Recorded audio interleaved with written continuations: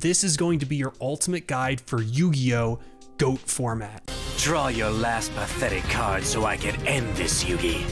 My grandpa's deck has no pathetic cards, Kaiba. If you love the game of Yu-Gi-Oh! But have grown tired of the high power level of modern Yu-Gi-Oh! Cards, or maybe want to play some slower, grindier, more interactive games, or even just want to play with the nostalgic cards from your childhood, then GOAT Yu-Gi-Oh! Is the format for you. Or maybe you're just like me and you want to say, I play Pot of Greed, allowing me to draw 2 more cards from my deck. I summon Pot of Greed to draw 3 additional cards from my deck. GOAT refers to a Yu-Gi-Oh! Format that was officially played during the summer of 2005. I've taken this description directly from GOATformat.com, which is an amazing resource available to you for free that will help you during your GOAT journey. Some players consider the GOAT era the golden age of Yu-Gi-Oh! Because of the fun and diverse deck options. The format is called GOAT after one of the format defining cards, Scapegoat, which also happened to be played in the most popular deck at the time, Goat Control. Because who doesn't love summoning a field of livestock and transmuting them into one of the most powerful creatures in the entire format? Damn, I get a bit hard just thinking about it. OMG, step 1000 I restrict, at least take me to dinner first. Well, what are some of the benefits to playing GOAT format? Well, it's one of the most popular legacy formats of Yu-Gi-Oh!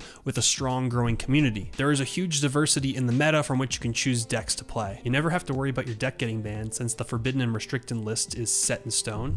There are no limits when you're as brilliant as Seto Kaiba. You are rewarded for micro decisions over the longer course of the game, typically, rather than just in the first couple turns such as in modern Yu-Gi-Oh! There are a lot more mind games to be played with setting creatures and spells in this format, and you get to bust a nut every single time you cast Mirror Force. We'll defeat you together and save the world! GOAT format allows cards from all sets released through August of 2005, including a slew of promotional cards as well. GOAT uses the banned list implemented in April 2005 with 17 forbidden cards, 41 restricted, and 15 semi-restricted. The basic mechanics of the game are the same as the Yu-Gi-Oh! That's played today. Both players construct 40 card decks, although they can be larger. Players start with 8,000 life points, 5 cards in hand, and the player who goes first skips their battle phase. Seems pretty reasonable. However, in old school Yu-Gi-Oh! The player who goes first does draw a card from their deck on the first turn. You can also have up to 15 cards in your side deck and as many monsters as you'd like in your extra deck, which at the time was called the Fusion deck. Cards from the Fusion deck are summoned in your main monster zone because there were no extra zones for XYZ, Synchro Link, yada yada yada. I don't even know what they're called anymore. We of course are people of culture in the GOAT format. You are without a doubt one of the finest duelists I've seen. So Fusion monsters only. Only one field spell can be played at a time. Priority in GOAT works similar to modern Yu-Gi-Oh! But I would still take a look at this article on GOATformat.com to fully familiarize yourself with some of the timing restrictions and some common situations that happen with priority. And by priority, I'm referring to the timing in which you can activate trap cards, quick play spells, and creature abilities. And these rules are actually pretty important so you understand when it's appropriate to say, you've activated my trap card, Kaiba boy. Setting 3 cards face down. You know you got 4 darts. My turn is over. Activate 3 blasting the ruin. There are also some other more niche rules that you can dive into on here at your leisure. Bruh. So as we mentioned, there are a lot of different decks you can choose from within GOAT and many variations within each deck based on your play style, your expected metagame, or what type of fun you want to have. The namesake deck of the format's called GOAT Control, which, like many other decks, tries to take advantage of the fact that you can use Metamorphosis to transmute a token from Scapegoat into Thousand Eye Restrict. Restrict can exile one of your opponent's monsters from the field, and in combination with a card like Sukamyome, you can do this every single turn, because why would you want your opponent to have any fun? Oh, the door hurt me, Joey. Here, let me do it.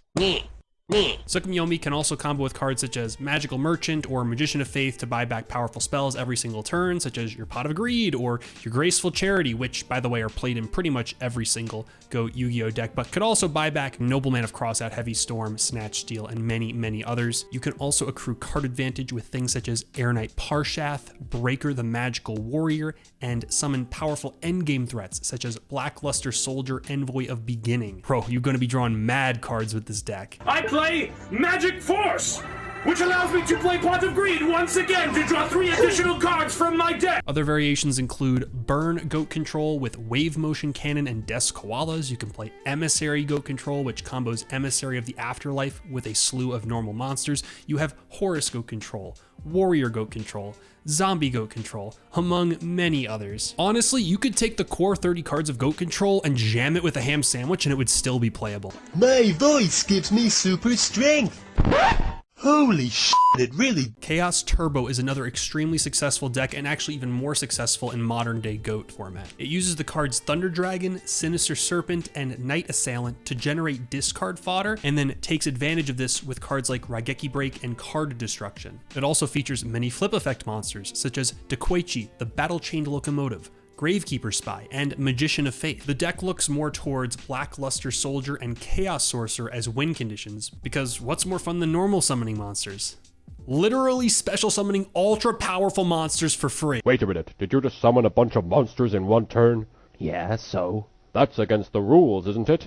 Screw the rules, I have money. Chaos Turbo includes some similar spells and traps as Goat Control and also tries to build a significant card advantage engine. However, this deck does have a higher creature count than Goat Control. It's a bit more resilient to discard effects and can present a lot of damage fast with its chaos creatures. Can't decide which of these two decks to use to crush your opponent's soul in the Shadow Realm? Why not play both? The Chaos Control deck combines components from both of these decks, using the core of Goat Control's Scapegoat Metamorphosis combo while working in copies of Chaos Sorcerer and more monsters that support it. You could also try Warriors, the premier aggressive deck of GOAT format. The deck plays many strong warrior cards, including Blade Knight, Kaiko the Ghost Destroyer, and Mystic Swordsman level 2 that all have utility in different situations. The key card of this deck is Reinforcements of the Army that lets you tutor up whatever warrior you need against a particular board state. This deck also boasts a higher than average number of trap cards to answer common threats on the opponent's turn, cards like Trap Dust Shot, Sakaretsu Armor, and Solemn Judgment. Then you have Gate Reasoning, which is the premier combo deck of the format. The deck uses spells such as Reasoning and Monster Gate to cheat monsters from your deck into play. It features Metamorphosis to combo with Scapegoat for 1000 die restrict, of course, but it has even more utility in this deck, which can take the large creatures we're cheating into play and transform them into powerful fusion monsters like Gatling Dragon, Ryu Senshi, and King Dragoon. And then if the game happens to drag on, which it tends to do in GOAT Yu-Gi-Oh, then you can power out an over-the-top combo kill with Dimension Fusion, returning all monsters from exile right to the battlefield.